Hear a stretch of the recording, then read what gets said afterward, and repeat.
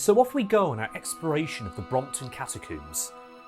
On the central nave, the central section of the cemetery where they are, we go to the Eastern Bell Tower Catacombs. Not that there's a bell tower there, but that's another story.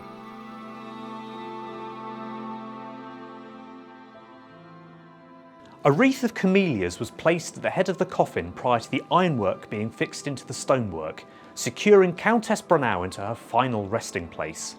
The catacombs at that point had still been draped in black material, with silver sconces and candlelight making the space seem a little bit more solemn and reverential. Sabine Charlotte Bruce was born in Stockholm in November 1799. She'd already been married once before and had divorced. Now her second husband was Ernst Philipp Brunnow. His name has several variations if you want to look him up, who was a Baltic German diplomat working for the Russian Empire.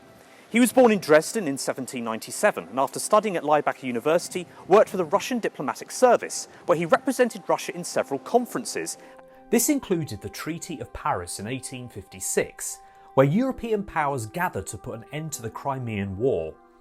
Charlotte's husband Ernst can be seen here looking on over the discussion, here painted by Edouard Louis de Buffy.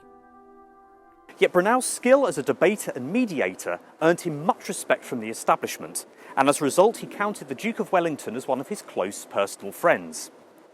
His skills were easily matched by Charlotte's reputation as an amiable, excellent host who captivated the affection of many who attended her lavish parties held at the Russian embassy. Speaking of which, this image from the Illustrated London News in the late 1850s is connected to a rather lovely tale about Charlotte. One of the nicest things the Countess ever did was actually to lay on a fabulous luncheon for the 300 workers who helped build and refurbish the Russian embassy in Belgravia. When you look through historical sources, it's very rare to see a member of the aristocracy to do something so genuinely nice. Yet the archives record her husband's life more so than hers, purely because that's just how records were kept at the time, celebrating the achievement of men while wives and daughters were overlooked. As the wife of a high-profile diplomat, there was no expectation for her to have any kind of weight or importance in her husband's political or social life. But she threw herself into being every bit as important to representing Russian interests and ideals as much as her husband was, even having a hand in designing the embassy in conjunction with the architect of the estate of Belgravia, Thomas Cubitt. The Countess's socialising was legendary. Reports of her legendary balls and banquets pepper the archives, from an all-nighter she threw in 1843 that lasted until 4 o'clock in the morning, and at the very same party when the Duke of Wellington eventually arrived, she encouraged the band to start pumping out "See the Conquering Hero Comes." Yet by March 1874, the Countess passed away, and she was placed, with considerable public interest, into the East Bell Tower Catacomb. Yet there was someone missing from her funeral: her husband, Ernst. The diplomat who had had her by his side for most of his career was absent from his own wife's funeral.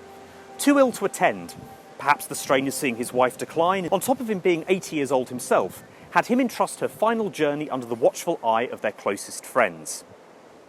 But we remember the Countess, who forged her own way and was simply not tethered to the prestige or reputation of her husband, and was every bit as important to the relations between Russia and Great Britain, despite not being an ambassador officially anyway.